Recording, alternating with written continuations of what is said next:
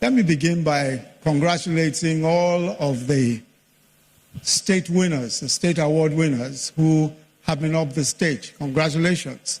And we look forward to hearing who the Maltina Teacher of the award winner for this year will be. My class teacher in primary school, a lady called Mrs. Oyegun, on rainy days when it rained and when we couldn't go out to play at break time, would organize debates. She'd give us a topic. I was about 8 years old, I think, at the time. I was in class 2 or so. And she'd divide the class up into for and against the topic. And then she'd ask us to speak, and we would speak. One day after one of the debates, she said to the class, I think Oluyemi, that's how I used to be called, I think Oluyemi might be a very good debater. From then on, just by the words that she spoke, I took a much greater interest in debating. I went on to represent my school, my secondary school, for years in debates. And it certainly influenced my choice of the legal profession. When I got into secondary school, I wasn't particularly academically confident. There were high performers from primary schools everywhere. But 2 weeks after we got into Form 1, it used to be called Form 1 then, it's now GSS 1, our English teacher, Mrs. Bola Elushade, now of blessed memory, had in our English class asked us to write an essay about our first day in school. Days later, she announced the name of the winner. The winner was a member of our class, Dakbo Ali, is his name.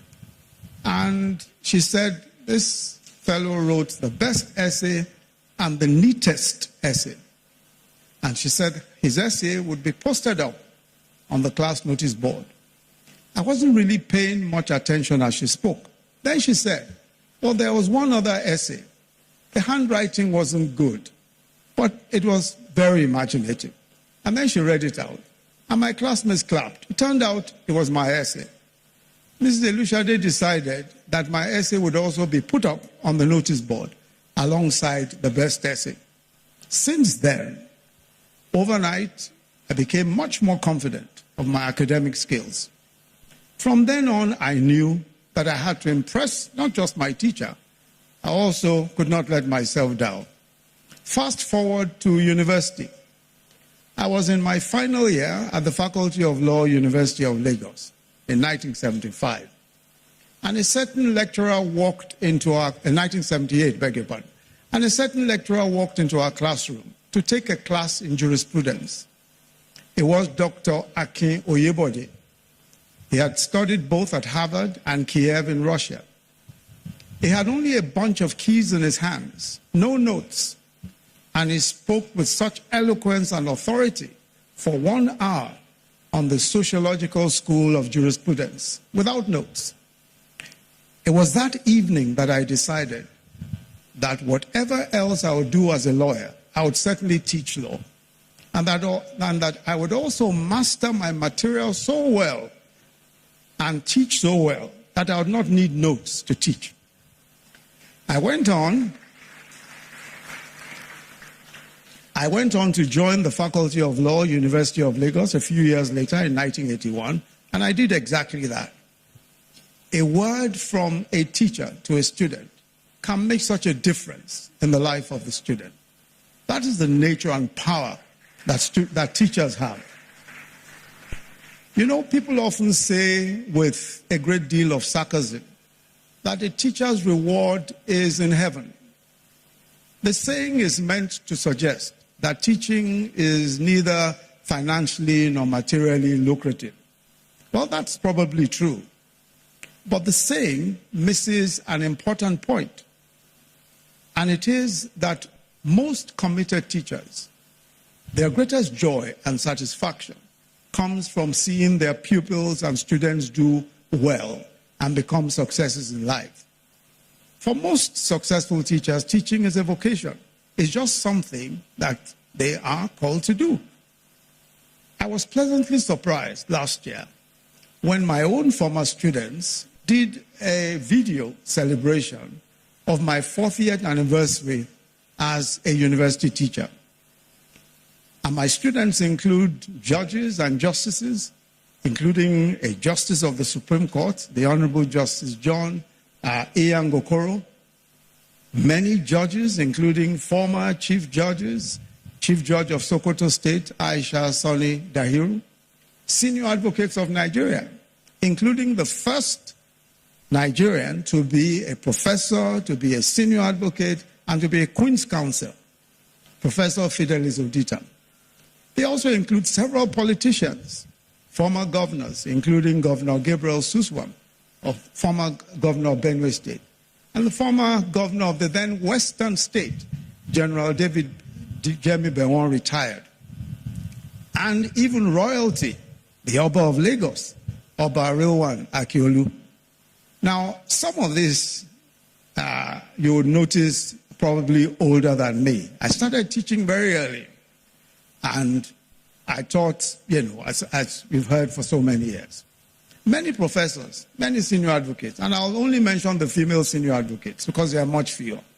Mrs. Dorothy Udeme Ufot, senior advocate of Nigeria. Professor Yemi Bangboshe, senior advocate of Nigeria, and she's now deputy vice chancellor at the University of Ibadan. Now, as you must have noticed, I speak with much pride about my former students. The successes of our students, the successes of our products, are such an immense source of pride and satisfaction, the type of reward that money cannot buy. But the teacher must be appreciated. Everyone needs affirmation and encouragement because it can only lead to greater achievements. And this is why I think the Maltina Teacher of the Year Award is an incredible boost for teachers and the teaching profession. I had the pleasure of receiving the 2020 winner of the Maltina Teacher of the Year Award last year in my office, Mrs. Bumi Awani, who started her career in teaching when, after youth service in Adamawa State, she decided to stay on and teach in a secondary school in Yola. After the Maltina Award, she still teaches at the same school, the Concordia College, but has now established an NGO with part of her prize money. And she's continued to work in her passion for girl-child education and education for the poor and vulnerable. And she has since then been nominated for the Teacher Award of the Cambridge University Press, the 2022 RA Global Teacher of the Year Award. Then in March 2022, she was one of the 100 women recognized worldwide by the International Renaissance Center in Kenya during the Women's History Month. A few days ago, I actually sent an inquiry to her to ask her how the award had impacted her career and how it had impacted her life since then. And she said, and I'll just very quickly read what she said. She said, "It's given me more resources to impact lives. Now I can teach more students for free. I don't experience the financial stress anymore because being the Maltina Teacher of the Year has opened up a larger platform for me. So people and organizations are now supporting my efforts in educating the rural community. My children in the classroom now want to teach after seeing the recognition I got from being the Teacher of the Year. They find value in me being the Maltina Teacher of the Year." And that's the end of quote. And that is what giving an award to a deserving teacher can do, not just for the teacher, but for her students, their communities, and indeed our nation. So I think that the Nigerian Breweries Limited ought to be commended for these very thoughtful and impactful annual awards. And also for saying so well what we all ought to be saying to our teachers every day. Thank you. Thank you. Thank you. Thank you very much. And thank you all very much. God bless the Federal Republic of Nigeria.